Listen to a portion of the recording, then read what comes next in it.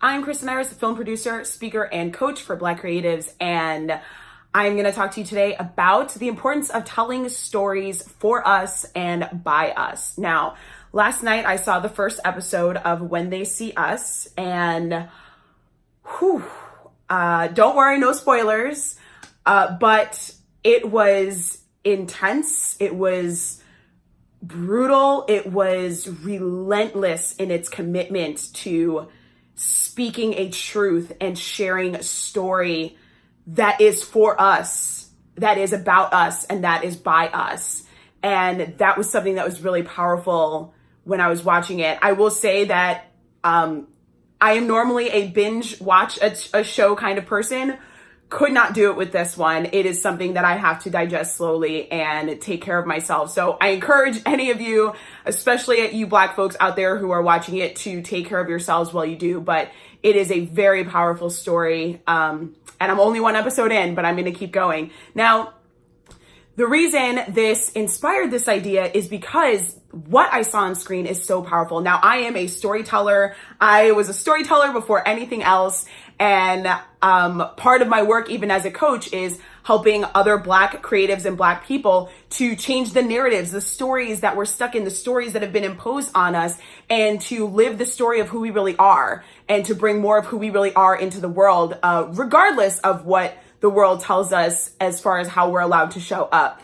And story and creation and creative expression is a powerful part of that for myself and for a lot of the people that I work with. So for you storytellers out there, this one is especially for you, because I think as we are in a time where the boundaries in the different industries that we are moving in, such as film and television, like When They See Us by Ava Duvernay, I should have said that, she directed it, that our ability to tell more honest stories and to portray ourselves in the vastness of who we actually are and the depth of what Blackness is and who we are, it's expanding, but there's still work to do. And so how do we create more stories that are not only about us and by us, but actually for us?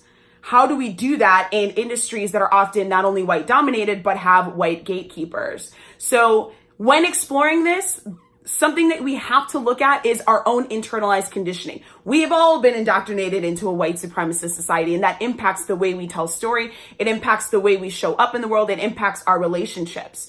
So when you are thinking about story and how we can be more expressive, is to look at, who am I really centering in this? Who am I writing this story for? Because there are a lot of stories out there that are about us, and it may even be by us, but they're actually being told for the benefit of white people. They're being told to try and get white people to understand something. And that's okay, I guess, if that's intentional, but there are things sometimes that are being explained to white people that don't need to be explained to us, you know? So when we're creating stories that are about us, by us, and for us, it takes a different shape.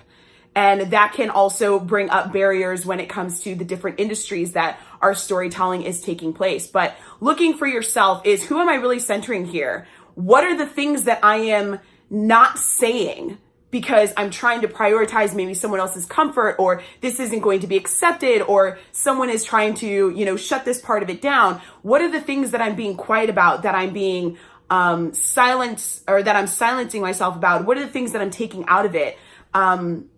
All of these things are part of this storytelling, are part of where we are expressing ourselves and how we're allowing ourselves to be expressed. So who am I centering? What things am I quieting myself about? What things am I keeping out of this?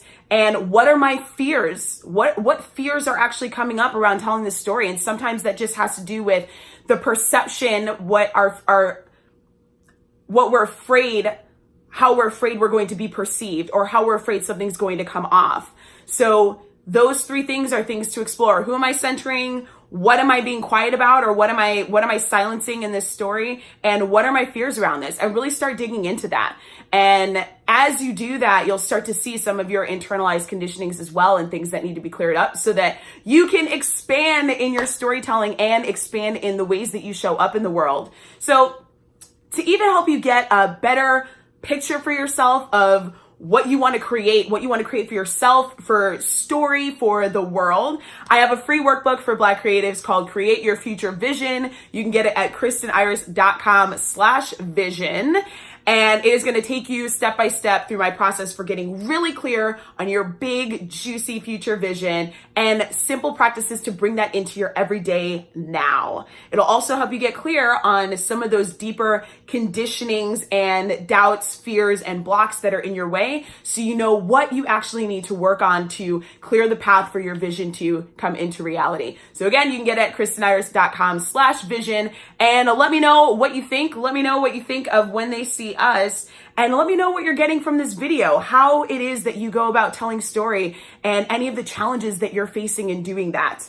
And I will see you guys in the next video.